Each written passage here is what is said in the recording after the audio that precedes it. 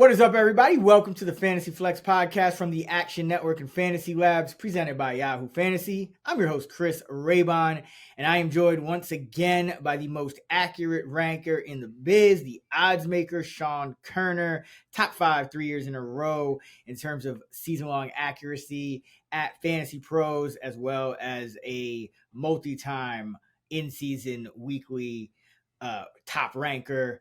Sean, what's going on? What's up? I'm looking at our rookie draft from last season. I can't wait to get into this year's, but holy shit, does this year's class look significantly better than last year's running back class? Oh, yeah. And this is our rookie episode in our running back week fantasy preview for 2025. So what we do, if you're new to the show, is we do a draft, and we're going to draft all the rookies. Well, we'll draft all but one of them. We'll draft 24. So we'll do 12 rounds. And last season looks like we did 8 rounds. So the running back class wasn't as big. We'll get into those results in a sec. But if you're getting ready to dominate your fantasy football league, why not use the same projections that Sean and I use? Well, guess what? You can. Our Fantasy Labs NFL subscription gives you access to our player rankings, projections, customizable draft cheat sheets, and more. And new subscribers can use code FLEX20 right now. That's FLEX20 for $20 off at fantasylabs.com/flex for a season-long subscription. That means you get our weekly ranks as well. So go in your league, use code FLEX20, that's FLEX20, and you can get $20 off at fantasylabs.com/flex.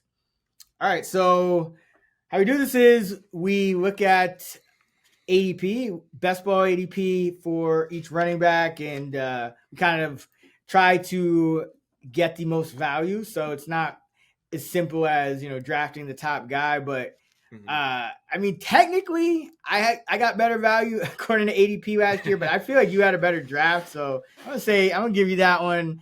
You had Bucky Irving with your 5th pick. I think that was the best pick in the draft by far.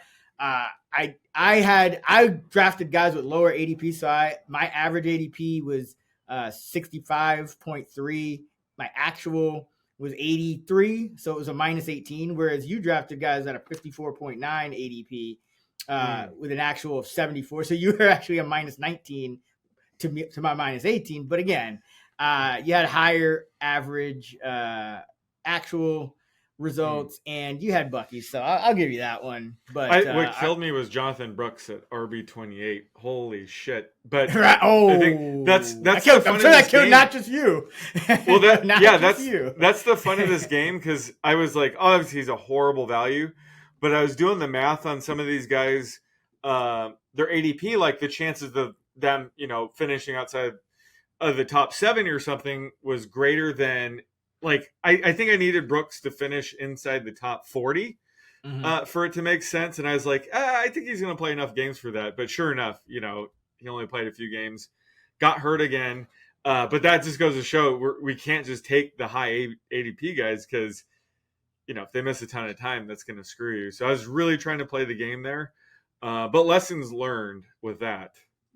Yeah, it was like it was a pretty interesting draft. It was, you were like feast or famine. You started Blake Corum, and then your second pick was Jalen Wright. Then you had Bucky and Ray Davis. Then Brooks and Dylan Lobby, and then Estime and Garendo. Like, so it was like up and down. Mine just wasn't. There wasn't much to choose from. Yeah. Like mine was just it was just less impressive, but I guess it ended up like a slightly better. But yeah, it was Trey Benson, Braylon Allen, Marshawn Lloyd. Oh my goodness, Marshawn Lloyd at 45, no less. Tyron Tracy worked out pretty well. That was your best pick. Will Shipley, yeah, Tracy was what was that? RB 61 ADP. Shipley, Vidal, Isaiah Davis. That worked out pretty well because he was 101, and like I guess we did top 100. Keelan Robinson didn't do anything, so he got a bad score. That almost killed me. Yeah, did he get a touch last year? No, he's literally off the board. So he's ranked whatever the last running back finished last year, +1. Like he did not register. Yeah, so that if he was any worse, we would have been either tied or you would have actually got the ADP win. But on to this year, so I'll just set up some of the early ADPs. Ashton Genty, RB5, Marion Hampton, RB14, Judkins, 39, Travion Henderson, 20, Harvey, 22, Caleb Johnson, 23, Scatterboo, 34, Blue, 42, Bashal Tootin, 45, Sampson, Blue, 42. Is that a Madden sound? Yeah. Soundbite? Yeah, right. And Sampson, 47. So those are the guys in the top 50, and then of course there's the rest of the class, and those guys are outside the top 50. But I'm just using their actual best ball ADP. So everyone has an ADP. So the lowest guy is Mullings at RB122. So I guess maybe he's a value there, maybe he's not. But we're gonna go straight ADP, no cutoffs. We'll see how this goes. So looks like you had the first pick last year with Corum. So I shall start us off this year. This is tough because it's like, do I want to take Genty? Because I think he'll at least like hit value, but he has all that downside risk. Yeah. Or do I want to try to get a guy way down that I think? Sometimes if a guy just finishes near ADP, that's a win because, like, exactly. We're both minus. We're both gonna have a negative. So it's like that was my logic. If I remember with Jonathan Brooks, obviously it backfired, but my logic was like, I think he's gonna get within 15 in the negative, and that was more than like the other back. So it's fun to think about. But Genty has the most to lose, but I don't know. He seems pretty safe. Yeah, I'm gonna go Bashal Tootin. I still think he's way undervalued. I think he has the best chance to be this year's Bucky. For under a 4.340, Liam Cohn, great work with not just Bucky last year, but with the Bucks offensive line. They were a bottom 2 run unit the prior 2 years to him taking over as the OC with the same tackles. A rookie interior line, three of the same guys on the offensive line, and a rookie at center. They transform into a top 6 unit in terms of blocking before contact. Tootin, I don't think you draft him in the 4th round if you are not intending to make him a top 2 member of your backfield. So I know it still looks crowded there, but at RB 45, I think he gives me a nice shot to jump up some spots in ADP and actually get a plus there. And, in a kind of floor scenario, I still think he ends up, somewhere in this range. So I'm gonna go with him. Genty was tempting there, but I'm gonna go with my guy Tootin. Yeah, I like that one, and I think that I'm going to shoot for upside here, and like where his ADP is could continue climbing, and I don't want you to take him. So I'm going to go with the Camp Buzz MVP so far, Ja'Cory Krosky-Merritt. Nice. The Commanders at RB 68. I mean, his ADP's on the rise. He might not get a touch this year. Who knows?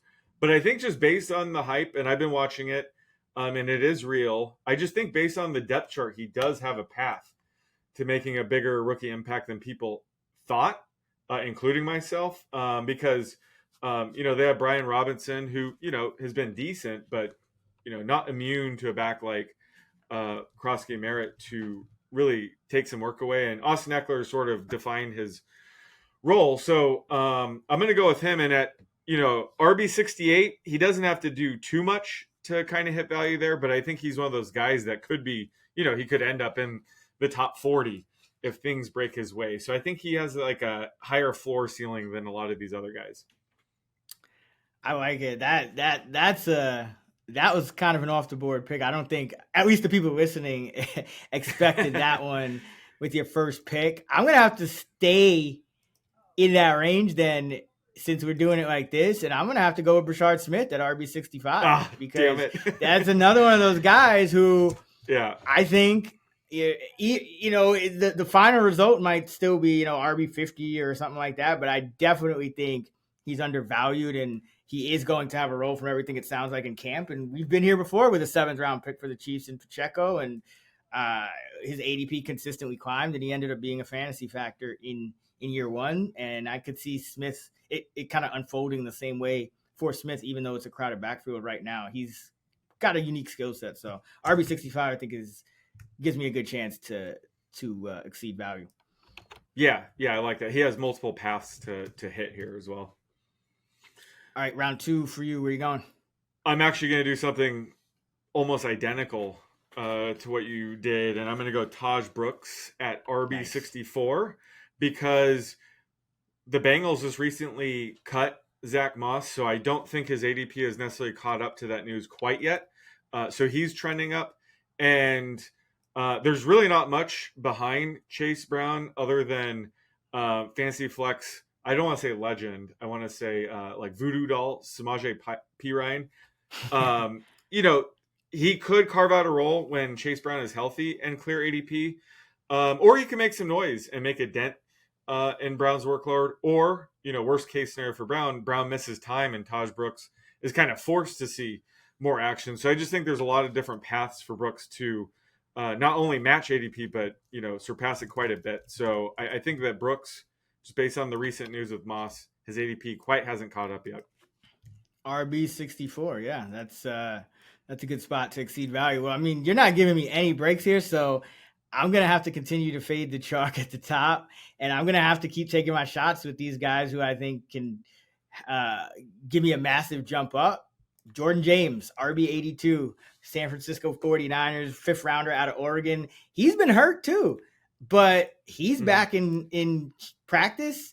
And Guerendo, with him being hurt, and it sounds a little iffy on him, and that's something that I think could linger. James was already reportedly, a candidate to maybe even jump Guerendo at some point. And we always know when it's Shanahan, it's like the guy after the guy after the guy. So McCaffrey, I think a lot of injury risk this year. Guerendo already hurt. We've seen this before in a Shanahan backfield, and maybe you trade Mason, you let go of Mitchell, so maybe he just plans to run McCaffrey into the ground, and that works in James's favor. So another guy, RB82. If things break right, like there is a scenario where he's a top 24, top 36 back, given the offense that he's in. All right, Tootin, Krosky Merritt, Brashard Smith, Taj Brooks, Jordan James. Those are our top 5 picks in our 2025 rookie running back draft here on the Fantasy Flex. We'll go 12 rounds, 24 picks. Sean, round 3, where are you going? Okay, this is the farthest up I've gone yet, but I got to do it now. I'm going with Jaden Blue. At RB42, he is going a little bit later. This ADP is a bit stiff, but I'm still going to go with him here. I think there's multiple paths for him to surpass ADP, if not come close to it. But just the fact that he landed in Dallas and all they have right now is Javonte Williams and Miles Sanders means he has a legit shot to be, a top 2, if not the top back in the offense. Reminds me a ton of Bucky Irving's situation. So got to try to strike lightning twice here with Jaden Blue at RB42. All right, that's that. Yeah, I think him and Tootin are the 2 best bets to potentially have that Bucky Irvin type season. All right, now the board's cleared up a little bit.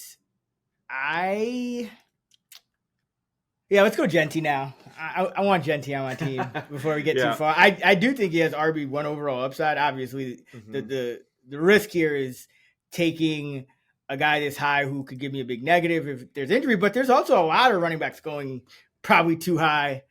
So it's going to balance out, I think, over the draft. And he is I think he is a good bet to, if he stays healthy, he's finishing somewhere in this range. I think Genty is safer than a lot of those other backs that go even earlier than him. Yeah, I think that's a smart move here. And I was gonna go with him next, so damn it. I'm gonna go with Woody Marks here at RB60, running back for the Texans. I just think with Joe Mixon looking like he's dealing with a pretty significant injury, and we don't really know how Nick Chubb's gonna look. And the coaching staff seems to not like Dameon Pierce that much. I just think Woody Marks has a path to clearing this. And plus, I have my USC bias when it comes to rookies, so that he's got that going for him. But I think he's sneaky right now at RB60. And again, we'll see what happens with Mixon, but he's one of these backs where his ADP could continue to climb the more it looks like Mixon might miss week one, and how Nick Chubb looks. But I think Woody Marks could shine in preseason, and his ADP probably goes up from here. So I'm going to take him at RB60. I think, if I'm not mistaken, Pierce is also dealing with an injury. So yeah, Marks has a chance to shoot up. I mean, we just don't have much information on what's going on with Mixon outside the fact that he has the injury and he's on the NFI. So that is something to monitor. But yeah, I think Marks was kind of initially drafted as the successor to either Pierce or Ogunbowale or both of them. So if he can get some early down work on top of, he's kind of a pass catching guy in terms of his profile. So if he can get some early down work with all these injuries, that's some big upside there. And he is, where is he? RB60. All right. I'm going to go with Kyle Monaghanai out of Rutgers, 7th rounder at RB70. I think he's the leading candidate to be the number 3 running back for the Bears. I know, Homer could have a role on special teams, but there is some uncertainty here with a new coaching staff. Is Rashawn Johnson the preferred RB2? Monaghanai, could he be the Montgomery to Swift's Gibbs? There's a little opening here for him. So I'm going to take a shot. RB70, I think it's well worth the risk when you compare it to some of the other ADPs, which are closer to, I think, ceiling for the guys going in the RB2 range. So yeah, give me another one of these dart throws. Yeah, I was absolutely going to go with him next. He was one of my favorite backs to watch film of, just like wrecking dudes. Probably just it had to do with college kids not being able to tackle, but he's really fun to watch on film. And this backfield, anything can happen if Swift falters. So love this pick. I was going to go with him. I'm going to go way down the board. I'm going to try to get some value here. I'm going to go with Damian Martinez at RB96 because I still think it's going to be Kenneth Walker and Zach Charbonnet to top the depth chart, but Kenny McIntosh, he was placed on IR, so this has really opened the door for Damian Martinez to be the number 3 back. I think he is the number 3 back now, but if Kenneth Walker already dealing with injuries, he could have to play sooner than later. So he's just going to be one injury away, whether it's Walker or Charbonnet, from getting able to at least put up numbers. So I think at RB96, he definitely sticks out for me right now. Yeah, no, that makes a lot of sense. I was eyeing him as well. So now I gotta rethink this. Let's see, round 6, so we're almost halfway through.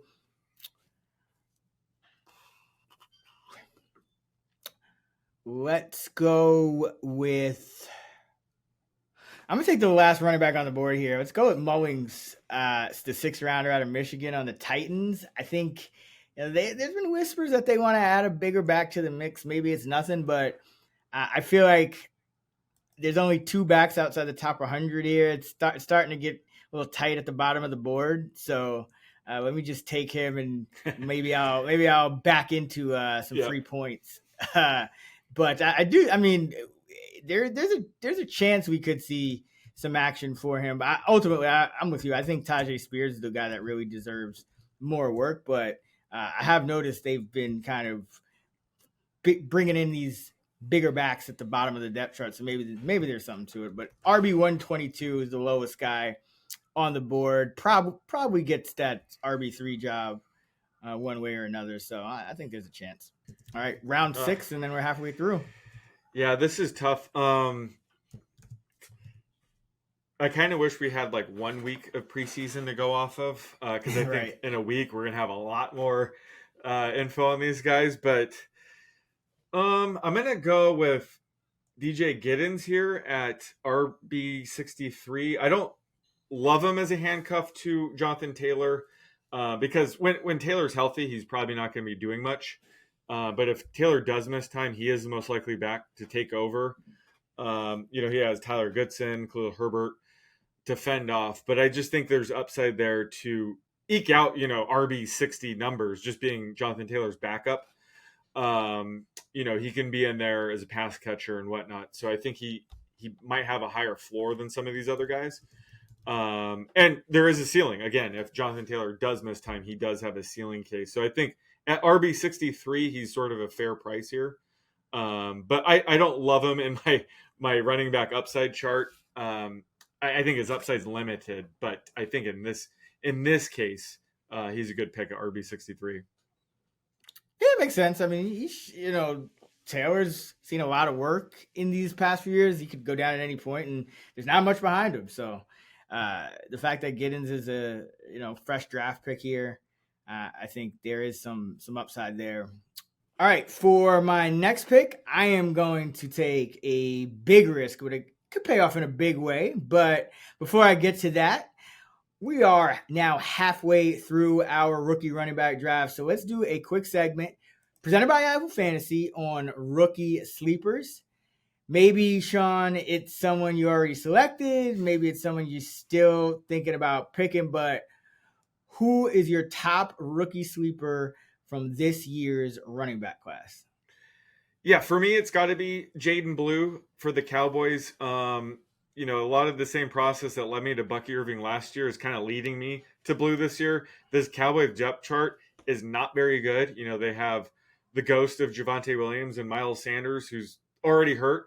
And Blue's already starting to get first team reps with the Cowboys. So it's already starting to happen. He's exact same height and weight as Bucky Irving, too. He's a smaller back. Might not be able to handle a full workload, but he's explosive. And I think given the chance, he could produce. So I think he's going way too late.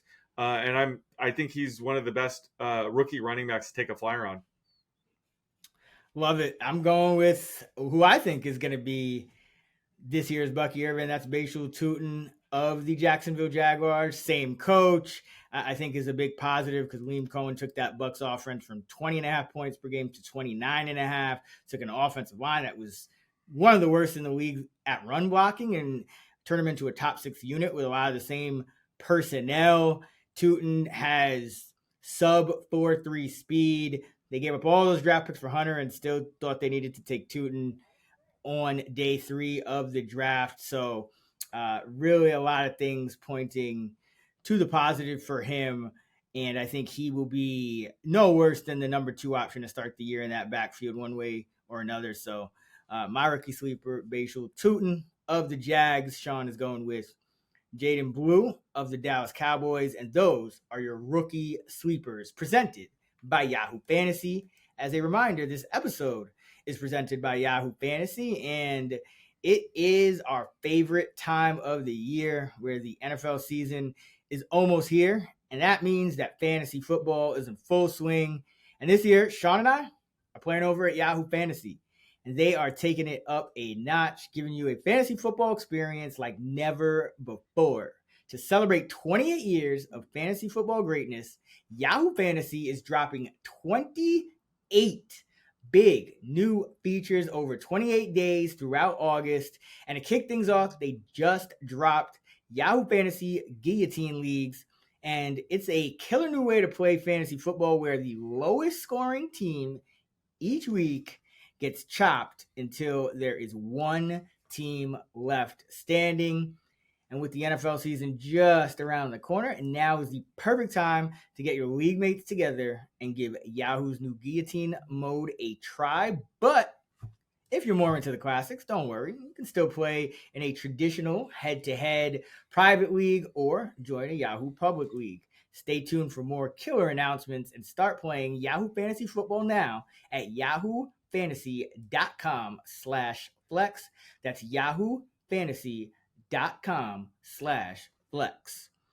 All right, Sean, we are through 6 rounds. Tootin was my first pick. Krosky Merritt was yours. Mentioned that I'm going to take a risk here, and it's going to be inversely correlated with your Jaden Blue pick. So it's an even bigger risk, but I'm going to go Phil Maffa, the Cowboys' other rookie running back at RB 89. Hearing a little buzz about him, throughout camp and continuing, and especially with that Miles Sanders injury. I mean, they didn't really pay Miles Sanders or Javonte Williams much, and they kept Lipke, the fullback, on the roster, last year. So they could certainly fit Maffa on the roster, even as a 7th rounder, one way or another. So I'm going to take a shot here. Maybe he ends up in a situation where he's the goal line back or something like that. I mean, none of these other guys' profile is like they're running away with that, but it's a big risk here. But RB 89 in what is shaping up as a pretty competitive, sharp draft, the way we're kind of going about it here, I'm gonna take my chances with Maffa for the Cowboys at RB 89 and hope he gets a game day role sooner than later. Fantasy Flex listeners, Chris Raybon here. Sean Koerner, the odds maker, and I will be in Chicago on August 23rd for a live Fantasy Flex event presented by Yahoo Fantasy. And we're going to have a few special guests there as well. It's going to be tons of fun. It's going to be lit. We've done a few of these already. So if you are at or near the Chicago area and you want to come through and hang with us, August 23rd. Mark your calendar right now and RSVP. We're going to do a live fantasy draft. We're going to watch some preseason games together and more. And it's totally free to attend. All you need to do, RSVP. There's a link in the episode description where you can find all the details. So go to that link, RSVP, save your spot, come through. We will see you at Joe's Bar on Weed Street, Saturday, August 23rd in the Shy for our Fantasy Flex live event presented by Yahoo Fantasy. All right, round 7, Sean, where you at? Well, I think I'm going to have to go with one of these like RB2 backs, and I'm going to go with the guy I think has a higher floor, and that's Caleb Johnson of the Steelers at RB23. I think his ceiling could be limited because he's probably just going to be in the Najee role to start as the early down back. But I think that's perfect for him, and he should see plenty of volume.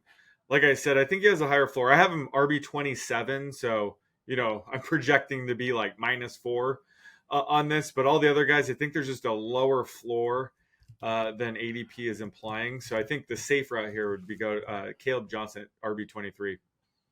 Yeah, I mean, we were both net -18 and -19 on average last year. So -4 would be doing pretty well.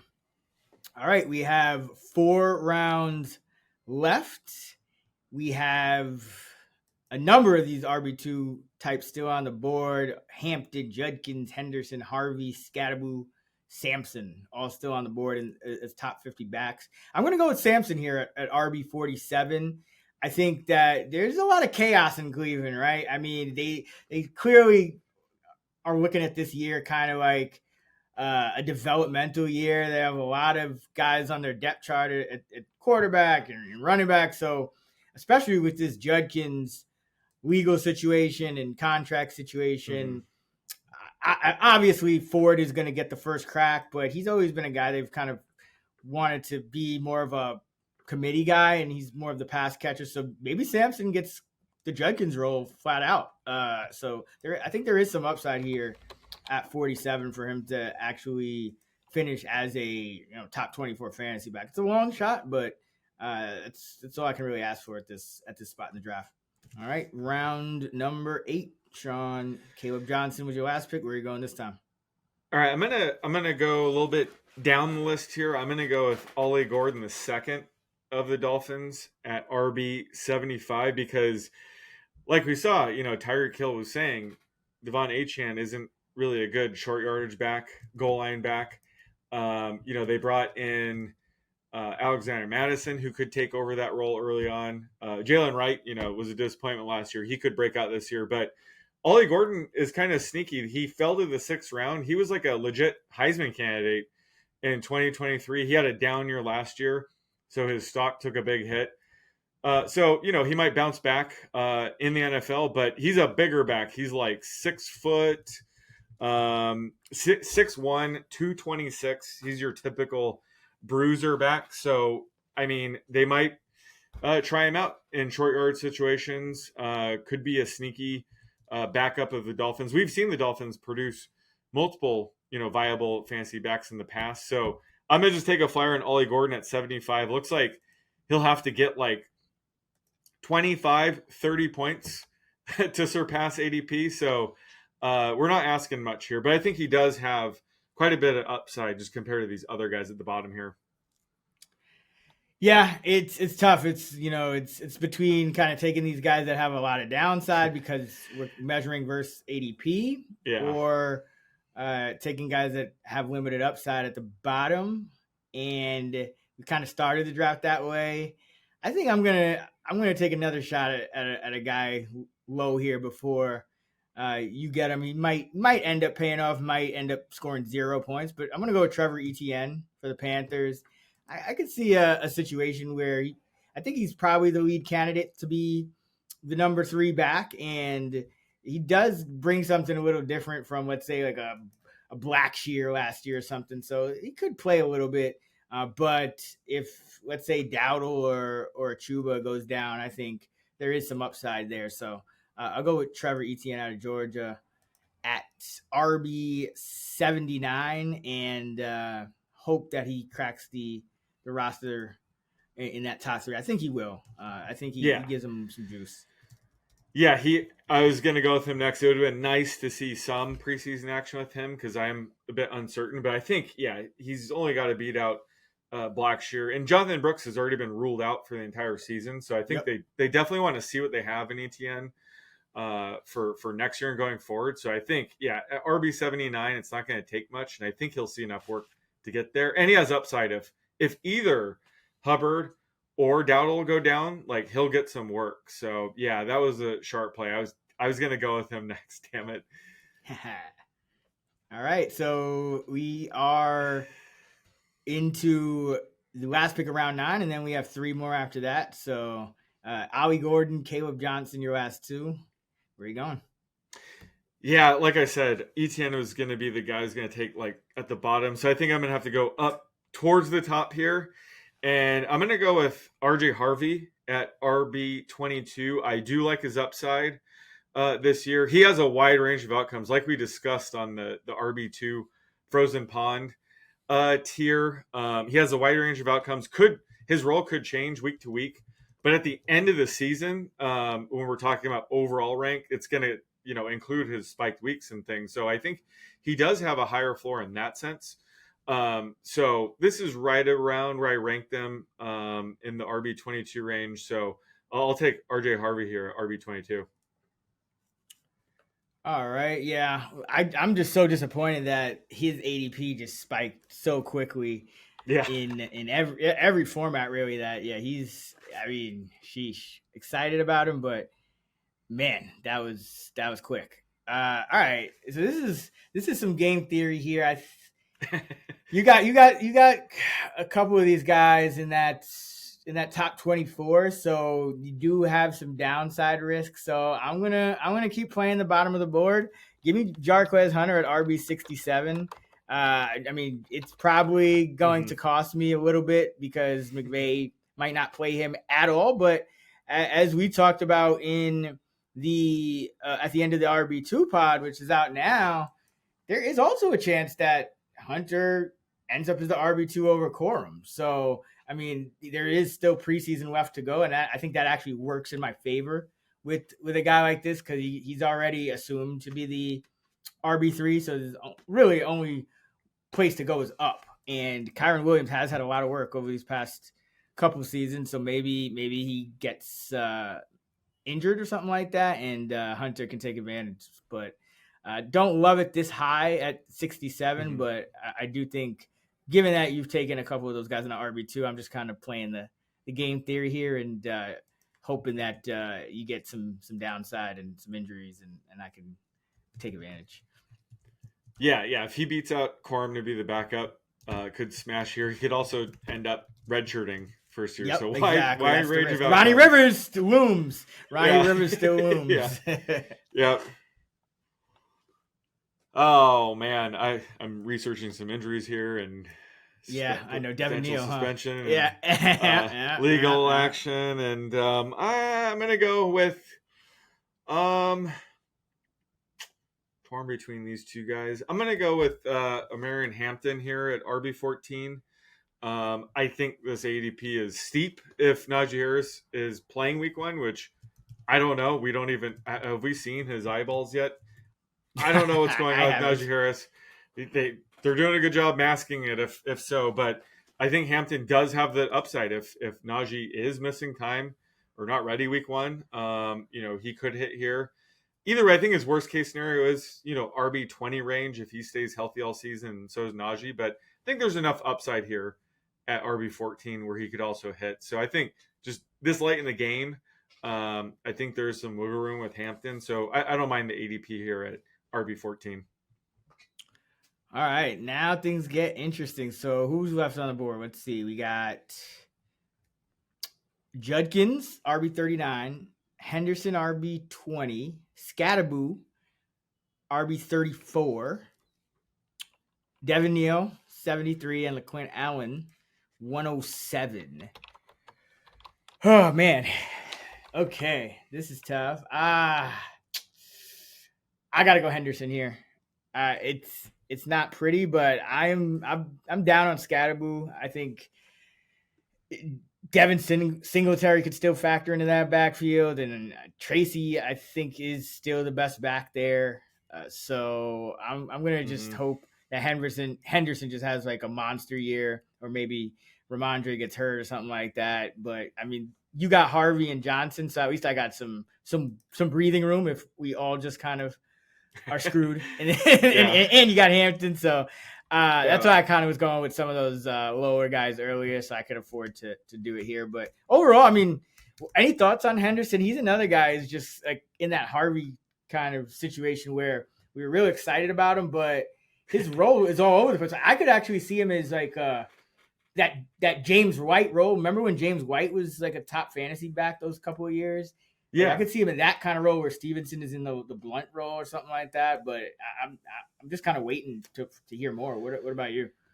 Yeah, he's tricky. It's so weird. My last college football bet was in the championship game, and it was Trayvon Henderson under 2.5 catches, and he caught 0 balls and cashed that. But I thought he's like an explosive pass catching back, and he was splitting work with Judkins. But I agree. I think he's going to be, a pass catching weapon out of the gate. And, Stevenson had those fumbling issues last year. So if those pop up again, you could very easily see him leapfrogging Stevenson. So just the thing is the ADP at RB20 gives very little wiggle room. That's like, we want him to be the lead back, and that's probably where he'll end up. But it's just tough because there's just enough uncertainty. And, Antonio Gibson was solid last year. I think he still might mix in. But yeah, certainly the upside's there for Henderson to just smash. And I think he has a high enough floor. They didn't draft him early to have him just ride the pine. So yeah, I mean, if he stays healthy all season, like what do you think his floor would be? RB30 or something like that? I think this is a fair play in this game. Just the RB20 is very close to his ceiling. Yeah, I'd say floor probably still closer to mid 40s. There's a chance he could be a little bit less involved as a runner than we think. That's kind of the thing, and anytime you draft these weapons and these guys, with speed, you never know exactly what their vision is, and that creates volatility because they could just bust off a bunch of big plays. They could end up earning more touches, like kind of like an Irving, or it could go the other way if there's just more variance. So, but I'm optimistic about Henderson. I think you don't draft a guy there, especially if you're the Patriots. I mean, you had a lot of needs on offense. Like whoever you're drafting, you're using. So, yeah. All right. So, Judkins, Scatterboo, Devin Neal, and LeQuint Allen remain on the board. You have 2 more picks, and I have 1. So this is so I'm end of round 11. Well, I was checking how many running backs scored a point last year, and it looks like 115. So worst case scenario for LeQuint Allen is like -10. But there's some upside there. But I'm going to go with LeQuint Allen, who should be, the Jaguars' number 4 back. He's more of a pass catching specialist. I think Liam Cohn's been talking him up lately, so that's good. But yeah, if any of like ETN, Bigsby, or Tootin miss time, he can get some touches. So I think at RB 107, I got to go with him. And again, like he might not even touch the ball all season, but I'll take my chances here. Yeah, I was actually debating how I should play him because I took Tootin number 1 pick. So I was like, do I take Allen as kind of a hedge? Do I just avoid him because, and just kind of, but you kind of made the decision for me there. So, but I agree. I think in all likelihood, you probably end up with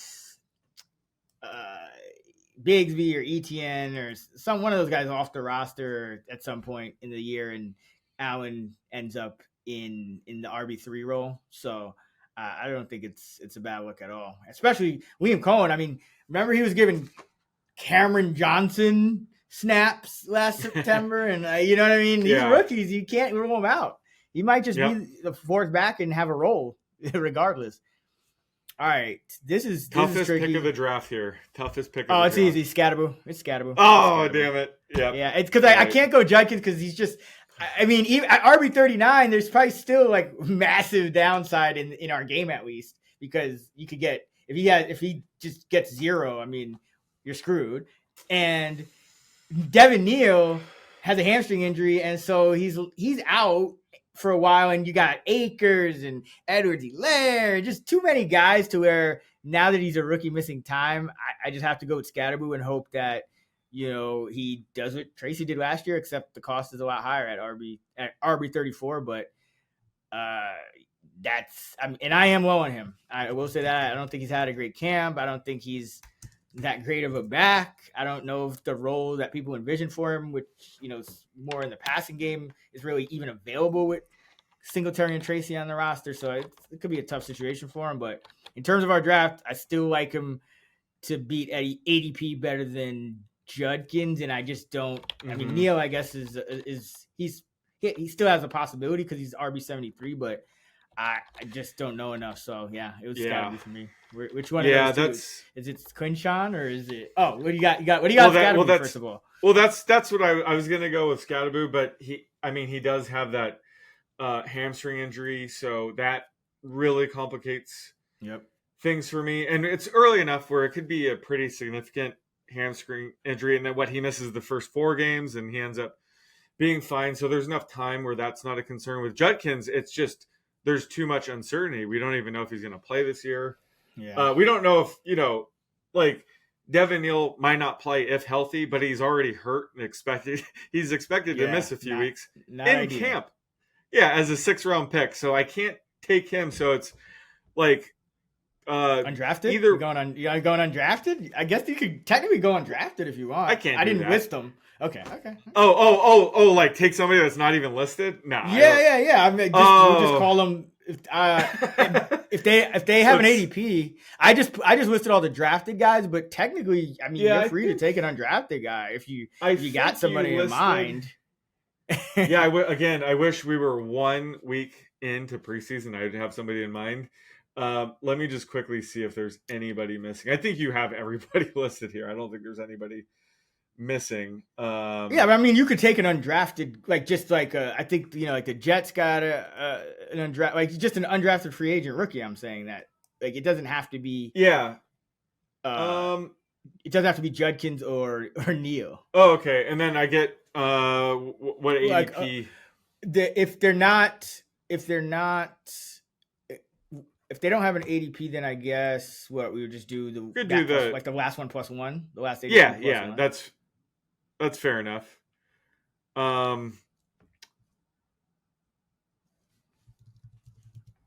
This is tough. This is I don't know if this is actually going to benefit anybody, but I mean, I know some of y'all play Dynasty. I know y'all be dumpster diving in DFS, so hopefully this is going to come in handy at some point. Whoever I take, do not take. Take Krosky Merritt. But again, I think in a week we might have a diamond in the rough pop up. I'm going to take a swing here. I'm going to make this count. Oh wait, let me try to guess. I'm going to try to guess. Oh yeah, even better. Okay, I'm going to guess, and you tell me if I'm right. I mean, I'm probably not because there's a million guys. You're probably right. Wait, let me see. Let me make sure this guy is even a rookie. Hold on. What team are you thinking? Browns. No, but that's a good situation. Who you going with?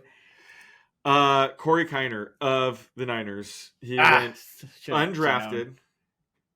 He's out of Cincinnati. We talked about McCaffrey's injury history. Guarendo's already hurt. This is Kyle Shanahan. It's always the bottom of the depth chart, the guy you least expect. So Corey Koerner, bottom of the depth chart now. We'll see how he looks in preseason. But there's a path for him to, hit. Maybe he'll be this year's Jordan Mason. Maybe he won't get a touch. But I think I can't roll the dice on Judkins or Neal just based on this game we're playing. But yeah, got to go with Koerner here. Yeah, I was thinking you might take a shot at the Browns backfield since you were fading Judkins with Amani Marshall. But that's this Niners backfield is probably even a better bet. So I like that one a lot. And this was a very interesting game we got here, and it was very close last year. Again, I think I ended up beating ADP by one more slot than you did. So we'll see how this plays out. But to recap the draft, round one, I went Tootin. Sean went Krosky Merritt for the Commanders. Tootin is on the Jags. Round two, Brashard Smith, KC. For me, Taj Brooks, Bengals for Sean. Round three, Jordan James of the Niners for me. Jaden Blue of the Cowboys for Sean. Round four, Ashton Genty for me. And Woody Marks of the Texans for Sean. In the fifth round, I went Monogany. In the sixth round, I went Mowings. And then Mafa, Sampson, Etienne, Hunter, Henderson, and Scattaboo. And Sean rounded out his squad with Martinez, Giddens, Caleb Johnson, Ollie Gordon, RJ Harvey, Marion Hampton, LaQuint Allen, and Corey Koerner. I'm trying to do the math to see who has a lower average ADP. I think it would be me, but I think with the Koerner pick, you probably helped the average a lot there.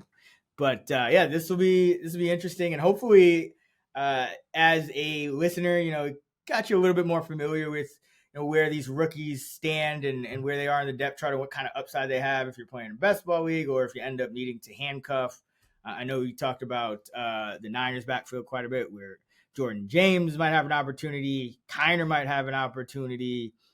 Some guys on the opposite end of that spectrum, might be trending downward, like a Scattaboo, a Devin Neal. So definitely want to monitor these situations, especially if you are going to draft a CMC, if you are going to draft a guy like Kyron Williams. All these guys, you want to monitor these rookies because they could play a role and become a factor sooner than later. So that is going to do it for our rookie running back report presented by Yahoo Fantasy.